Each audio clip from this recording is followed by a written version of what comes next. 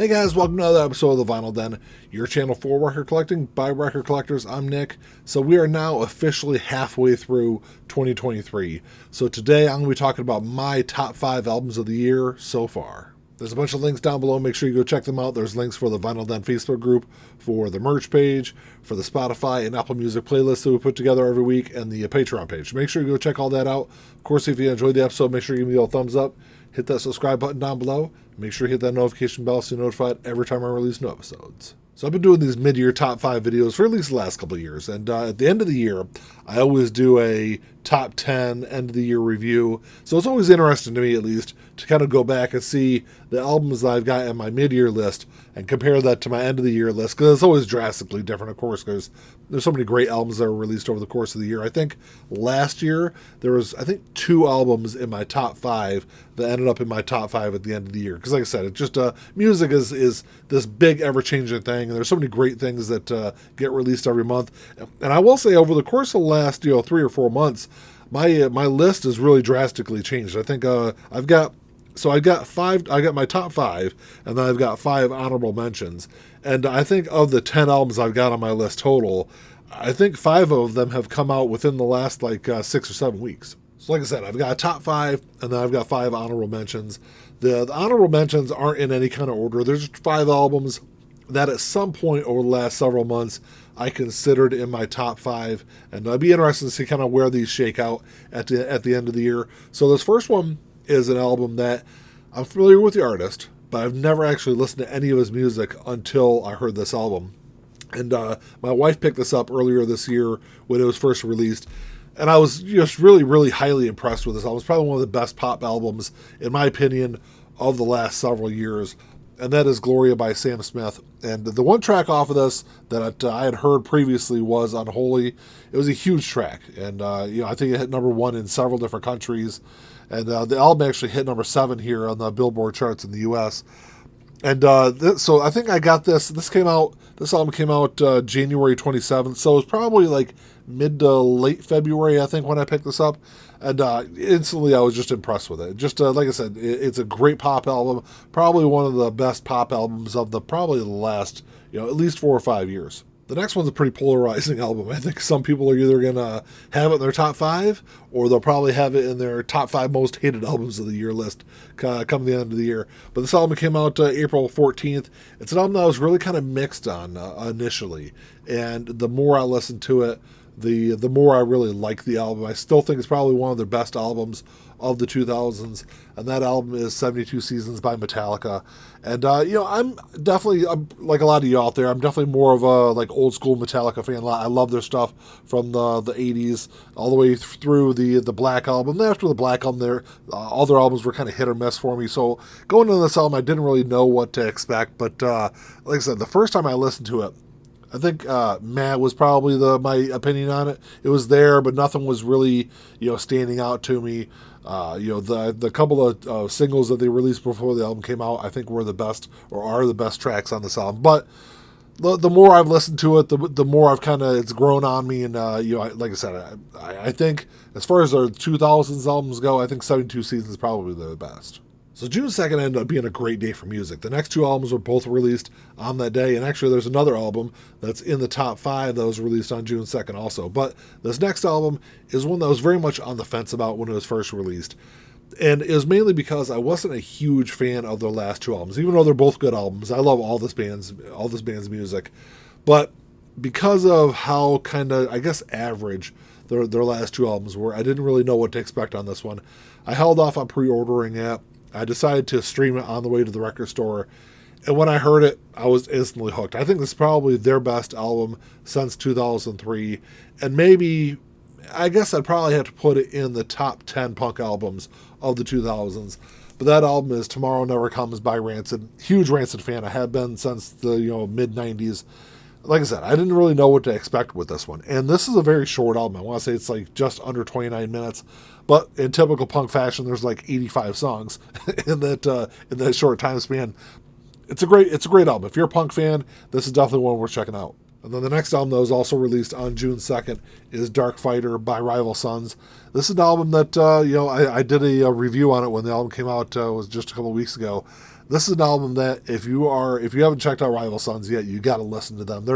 It's definitely a modern rock sound, but it has that old school kind of blues rock vibe to it that I think it's been missing from rock music for a really long time. They do a great job on this album. It's kind of short. It's only got 8 songs on here, but there's no filler on here. There's not a skippable track on here.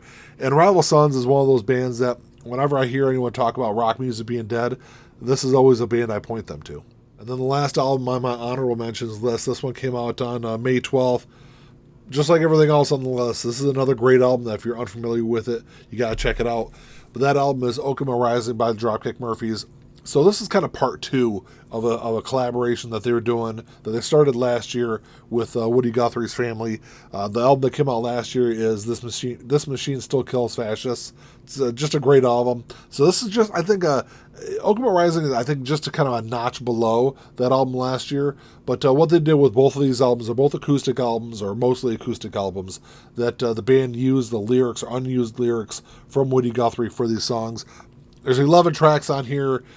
There's nothing that's skippable on here. They just do a great job with this. I will say that both of these albums are missing co-lead singer Al Barr, who took a hiatus from the band to take care of his ailing mother. But the band just kind of marches on without him and just does another great job. And then that brings me to my top 5 albums. At number 5 is an album that is probably one of the most experimental albums that at least that I've heard in 2023. And it's very different than anything else, I think, on my list. But that album is Let's Start Here by Lil Yachty. This one came out, January 27th is when this album came out. And it took me probably a month or so to get around to checking this out. I had several people there like, hey, you've got to listen to this.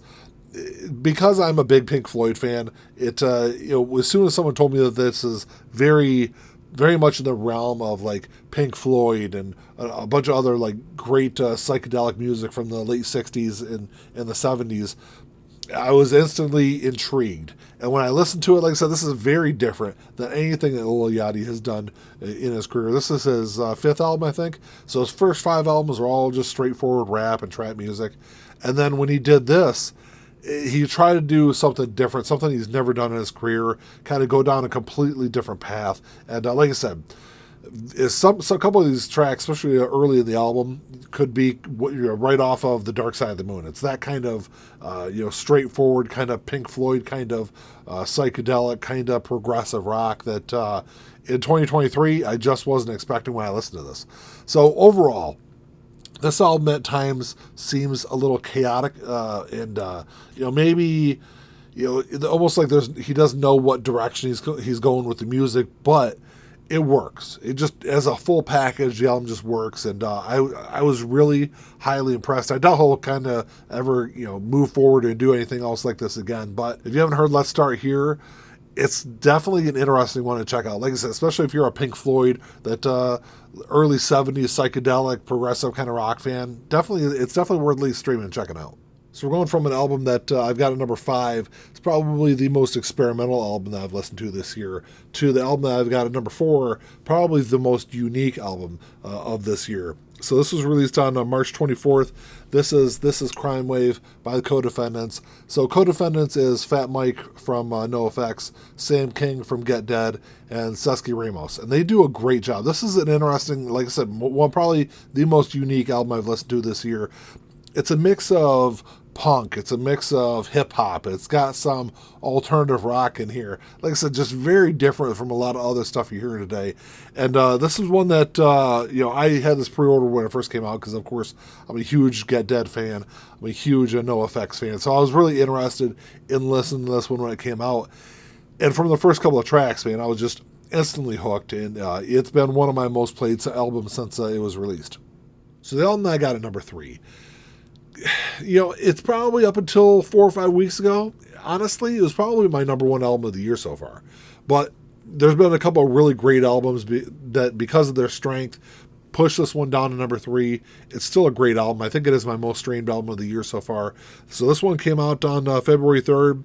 This is God Save the Teen by Mod Sun. It's not available on vinyl yet. I do have it on CD, but it's definitely one worth checking out. If you're a punk fan, I think it's a good one to stream and check out. This is a follow-up to his 2021 album, Internet Killed the Rock Star, which ended up being probably my number 1 or number 2 album of that year. If you're unfamiliar with Mod Sun, his real name is Derek Smith. He started out as the drummer for Scary Kids, Scaring Kids. I think it was like 2009, 2010, somewhere around there. He left the band, started a rap career. He had some moderate success, but eventually went back to a little bit more of his roots, did some rock stuff.